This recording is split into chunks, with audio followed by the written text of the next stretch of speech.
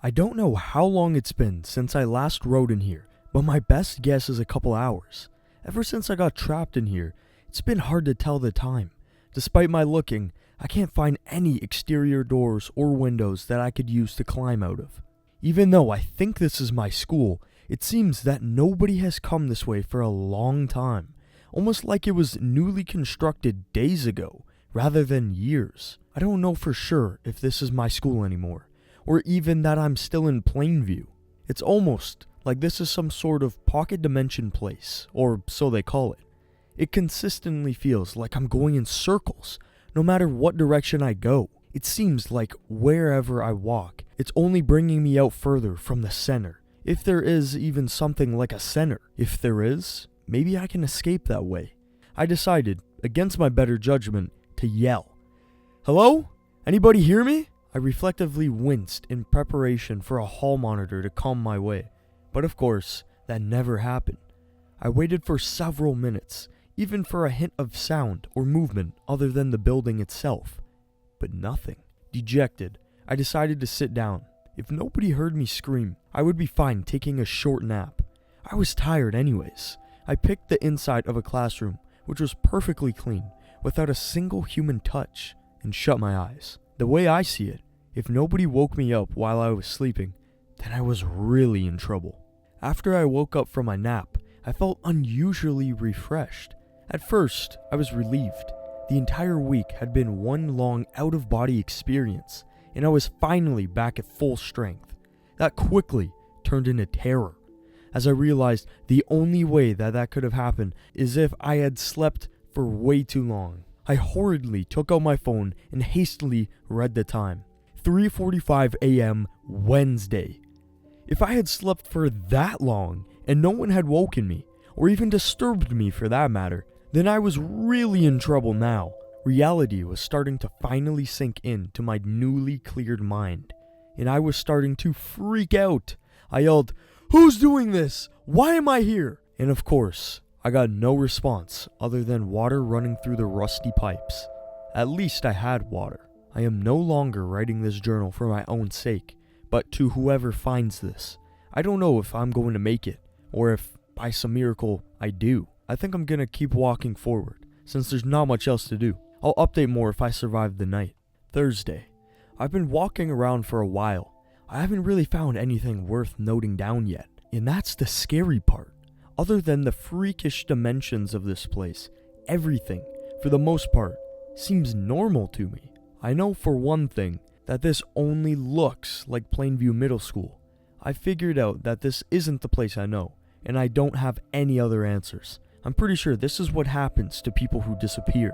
All I can remember, aside from my diary, is simply walking around the building, then just transitioning here, somehow. I never saw anything amiss. There was no transformation, no morphing of the walls. I just sort of walked here. It goes against all logical reasoning, yet here I am.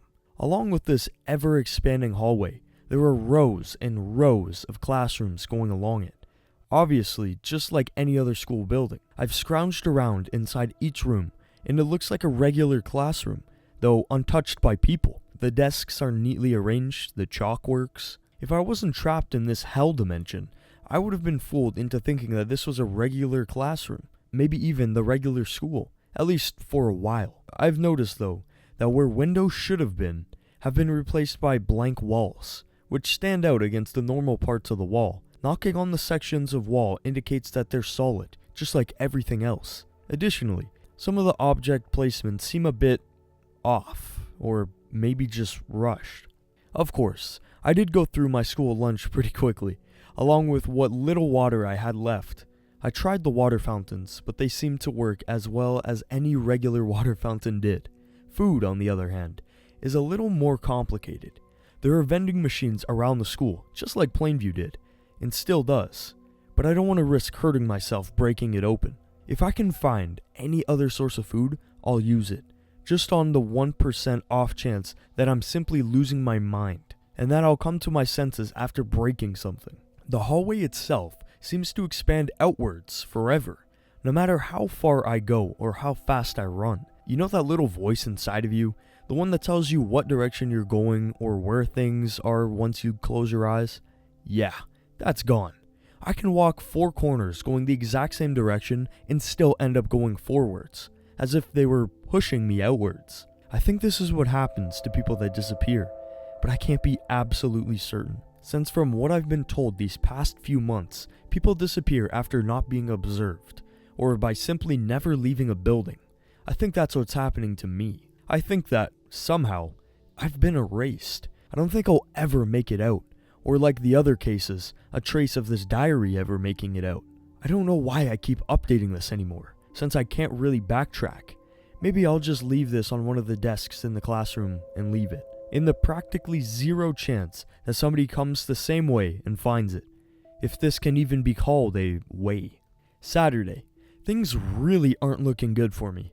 I know that it's been a while since I last updated you, especially with my current situation, but I've been mostly walking, looking for an exit, if there is any. Food has been more difficult. My school lunch has obviously ran out since I got here, and I haven't had any luck with finding a canteen anywhere. I've since resorted to trying to break into a snack machine, and it worked as I expected.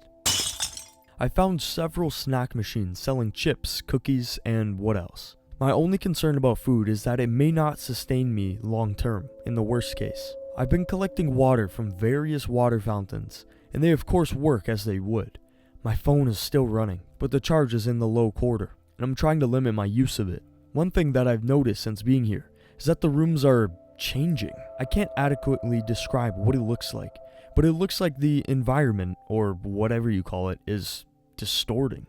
The longer I walk or run for, the more messy and unnatural the classrooms and hallways seem, like it's being copied over and over and beginning to corrupt itself.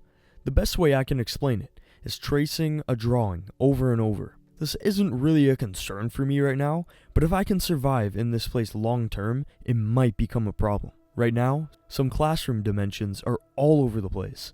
Walls are shorter or larger than they should be. Doors are bent or too small, etc. I've noticed that even the floor is getting bumpy, and I can't go back to where it was better. As well as the walls, the posters are distorting. Not just the posters themselves, but what they say. Since Plainview sold out to sponsors to pay bills, a lot of brand posters went up around the school. Well, those copied here as well, and they're getting messy. When I first started walking, I didn't think much of it. Now they're getting hard to look at. I think the problem is worse than distorting walls though. On one of my class inspections, which were unfortunately common now, I found a rather large class, directly next to a supply closet. The room had distorted to the point where it was several times larger than normal, about the size of our gymnasium. The supply closet seemed normal, but it went back about 20 feet, directly contradicting the classroom space. This is impossible. This is impossible. If things get worse, I could become trapped somewhere, unable to escape. Truly, encaved. I have a theory on how I can escape though. It's a long shot, but it might just work. If this place can only grow by copying things that already exist here, what if I add things that it can then copy? If it can copy concepts from my journal, then I can create anything I want here, for any purpose, like a lucid dream. A door that would lead to the real world, outside the school building. If this works, I'll be damned. It's a real long shot, but I'm relying on any chance to get me out. Tuesday. Oh my gosh! So much has happened these past few days, you won't believe it. First of all, I think my escape plan is working. I had a theory about how this place operated, and I think that I was correct. This place can only copy what's already here, unable to make anything unique. I just added a few concepts in my journal, and it worked! Right in front of me, as I write this, is a big red door with exit in large lettering. I know this is unique because, unlike everything else in this area, I can't see any visible distortion. Also, it lacks fine details. It looks way smoother than any other object here, like it's made out of finely polished marble or even glass.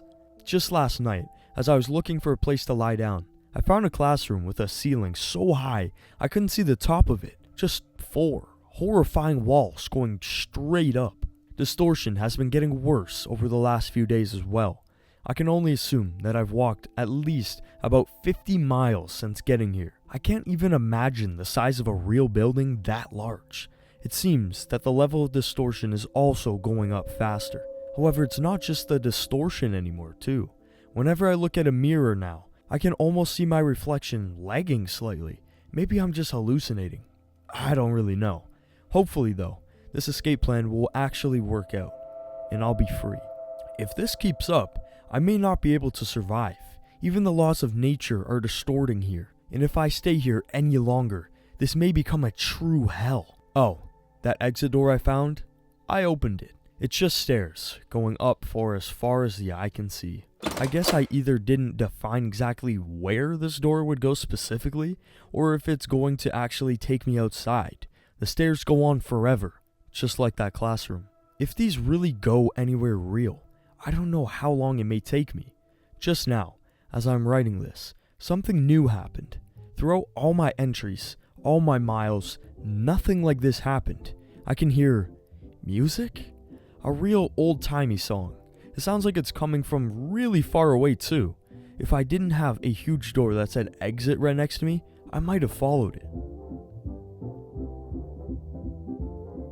Maybe it's just this place messing with me, making me think I'll actually leave. Either way, it doesn't look like there are any vending machines along the staircase, so I'll need to stock up on food and water. It sounds like it's dozens of miles away, yet loud enough to be heard. It's almost creeping me out, as if it came up right after I found this door. Either way, I've stocked up on food and water since I found this place, never going too far from it. I think I'm going to start climbing now. As soon as I gave it my first step, the entire place seemed to shake an imperceptible amount, almost like electricity was flowing through everything. Everything looks fuzzy, if you can believe that, like it was a few weeks ago, looking outside and thinking that something wasn't right. Regardless, I hope that's a good sign. See you in my next entry, if I can. I don't know if these stairs will even end at all. Maybe they go on for billions of light years, pretending to be an exit. Maybe they'll actually take me back and end. If they do end, though, how long will I be climbing? Hours? Weeks? I honestly don't know. If I die while trying to escape, I can only hope that it happens quickly. Goodbye for now. Thursday. It's been a while. Or at least, I think it has. The stairs aren't showing any signs of ending, and my excitement has turned since then. Since I didn't want to leave the area when I found that exit, I wasn't able to get much food before I went, and that supply is running low. Though, I don't think that's my biggest problem. I don't really know why, but the temperature has been changing recently. I guess the school still had working heat, but whatever this place is, doesn't. I have a temperature reading app on my phone, and according to it, the temperature has dropped about 10 degrees since I started. The regular school never changed, no matter how distorted things became. If this continues on like this, I may need to turn back before I can reach the end. If there is an end. My water is almost out too. I'm trying to ration it out, but it's still going fast. I don't want to starve myself. Though I have one far more pressing issue. The music. I think it's getting slightly louder. It's starting to drive me insane. When I first heard it, I assumed it was some type of oldie song, since I couldn't really hear any of the lyrics. Now that it's gotten louder, I can't make out anything I recognize. It sounds to me like some kind of folk song. All I know is that whatever it's producing, it is getting closer, and I need to get further away. I don't know if it's a friend or enemy, but judging how everyone's disappearing, I don't know. I haven't slept in 2 days, and I've barely stopped walking since I began. Like usual, I hope that it's just a hallucination. I'm almost losing hope at this point, but I know that a few hours might make a difference. Wait, I think I see a light far up ahead. It's almost like a laser pointer. You can't see it unless it's pointed directly at you. It has a faint green hue, almost like paint, but it looks to be miles away, but with nothing but air. I guess I can still see it. If that means it's an exit, I'll need to run there before I either freeze or before whatever's producing that noise gets to me. I'll be going now. See you on the other side. Friday. I'm almost at the green light. I just stopped to write one last journal entry before making it out. The green light has always been getting brighter, and I think it's some kind of lantern. However, as I've been getting closer to the end, the temperature has begun to drop a lot faster than it did before. My phone is also dead, so I can't read the temperature if I wanted to. If this isn't the exit, I'll probably just freeze to death at the top. Nobody wants that, right? Even my sweat is freezing to my body. Really uncomfortable. What's worse? The music has also been getting louder. I don't think I'm hallucinating anymore. More like something is getting closer. It's like that feeling when you walk down a dark hallway and you can feel something behind you. Except that thing is miles away. My only hope of survival is reaching the top of these stairs and finding out if there's a door on the other side. If I can reach the end and I can't leave, I'll either freeze or face the music. Wait. Just now, I heard some rumbling coming from the bottom of the stairs. Instead of just music, something is vibrating the ground. It feels like it's deep below, but also right next to me. I think that thing is getting closer, and I don't want to stick around. I took off, running as fast as I could towards the green light. I think that it's about a 10-minute sprint. I don't know if I can make it, but I have to in order to survive. If that thing catches me, if I go too slow, I'm dead. As soon as I started to run away, I got that behind you feeling, only much stronger than it ever was before. It was as if something was angry at me and it wanted to find me and kill me, or worse. As I got closer to the door, the temperature began to drop a lot. A few minutes in, and the walls were starting to ice over. What's more, the faster I went, the louder the music became. Even the walls were getting moist, as if the place wanted to eat me alive. After about 8 minutes of running, my hands were shaking. I was completely exhausted and dying from the cold. I was getting closer to the end now, and what's more, I could finally see something. The exit. The green light that I was seeing was actually a fire escape sign. I thought I was about to make it. I could not believe it. I was getting out. However, I knew there was no time for delays, so I kept running up full speed. Just as I thought I was about to collapse from exhaustion, I made it to the top. My hands were badly shaking from the exertion or the cold, I didn't know. I could barely clasp my fingers around the door handle, and with a huge push, I forced the door open. It was a heavy metal door, and I needed to put all my weight on it. As it creaked open, I stepped outside and took one last look back at my former prison. Apparently, I had come out of a maintenance closet, but I didn't have time to think about it now. The previously calm air was now cutting into me. It hurt a lot. After the shock of the escape wore off, I tried to find out where I was, and it definitely was not the school. There was snow on the ground, and I even saw the real sky as I was going towards an elevator for some shelter from the cold. I looked up and saw a large sign, Slacksville, now boarding. I was in Slacksville? Sunday. Oh wow, things have been wild. Let me start from the beginning. As I left that hell, the realization that I was in Slacksville set in. I quickly realized that I was freezing out here. After a few minutes, I found a protected bus shelter, and for the first time in days, sat down. After a while, a woman in a large coat approached me. I guess seeing a kid out in the cold with no parents in sight was a bad look. She ended up offering me a jacket, and then she took me in her car to the police station. When I got in her car, she introduced herself. "Call me Miss Patterson. You okay, kid?" She explained that she was on one of her late night drives and happened upon me, freezing my butt off in the cold. She also told me that we were going to the police station and that they could take care of me there. As we drove, I looked out the window on the town. The town seemed different than I remembered it. I had gone there not so long ago during a sports tournament, but some things were different. For one thing, lots of previously torn down houses were fully built. Maybe I was just misremembering things from my previous trips. When we arrived at the police station, Miss Patterson explained the situation to the officer on duty. After a few minutes of talking, she beckoned me inside the station, and I sat down in the waiting room. After a few minutes of waiting, an officer came out of a side room and asked me to come with him. The officer explained that I had been found alone by a bus stop, and that he needed to know who my parents were. I told them who they were, Susan Heffley and Frank Heffley. After checking his database, he showed me a list of people and asked me if I recognized any of them. I said no. After a few more questions, he asked what my hometown was, I guess in order to narrow down the search. I answered simply, Plainview. He gave me an odd look and said that there were no nearby towns with that name. Now I was getting confused. I told him that it was right next to us. just a few miles away. Again, the officer said that it's not there. I asked him to pull up Google Maps and that I would show him. He obliged, and I scrolled to where it was. Apparently, even the GPS was having a hard time locating Plainview. I asked him to search for it again, with no results. Was my hometown missing, along with everyone there? I tried searching for nearby towns, and those worked fine. I even looked for news stories that I knew happened in Plainview, but they were all gone. Like they never existed at all. Was I having a psychotic break? Was I really going insane? I asked the officer what day it was, in hopes of grounding myself. He looked slightly concerned and replied, December 2nd, 2026. Now. Things were really ramping up. I asked to collect my phone and to look at something. He agreed, and I opened up the calendar app. To my amazement, the date still read November 28th, 2023. I showed him my own date, and he asked why it was 2 years behind.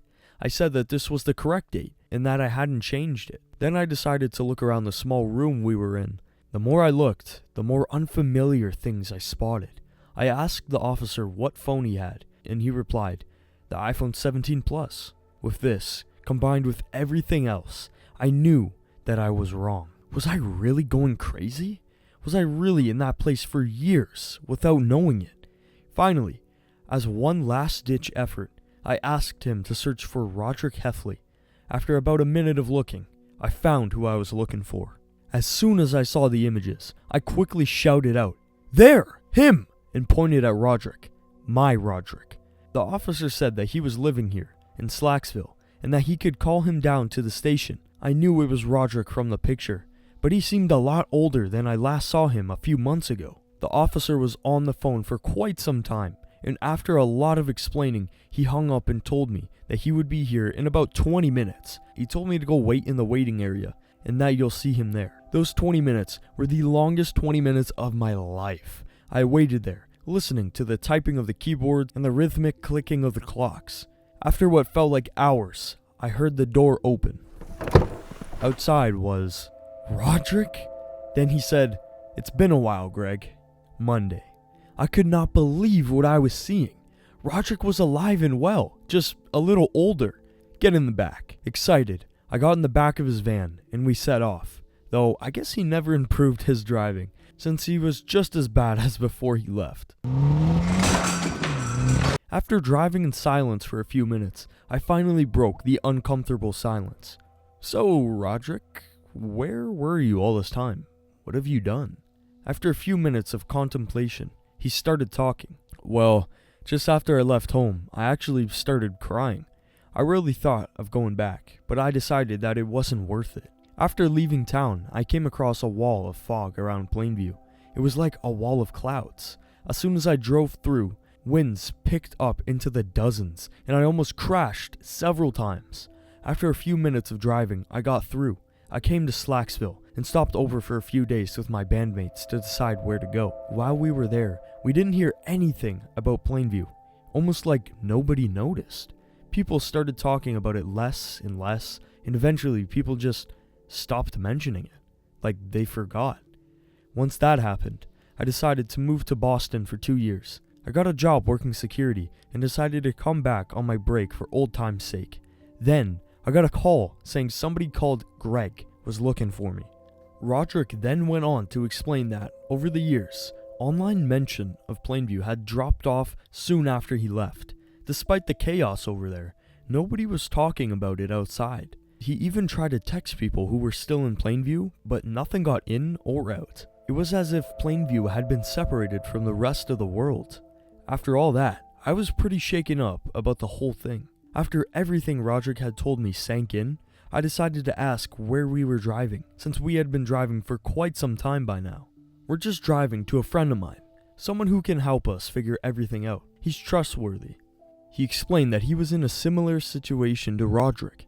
While they had only talked online before now, he had tried to leave Plainview a little later than Rodrick, and had done similar things that he had. He had tried to leave, failed the first time, and succeeded the second time. He was connected to a group of doomsday preppers, and they had a lot more resources to escape, unlike most other people, and therefore had seen a lot more than Rodrick had. Rodrick said that we would arrive in about an hour, and that I should just relax. I hope that everything goes well.